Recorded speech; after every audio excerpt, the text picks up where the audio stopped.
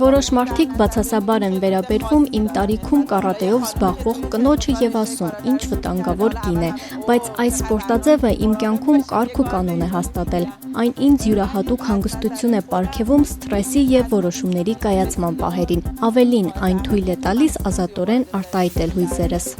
توی مواقع مختلف زندگی توی استرس‌ها توی تصمیم گیری‌ها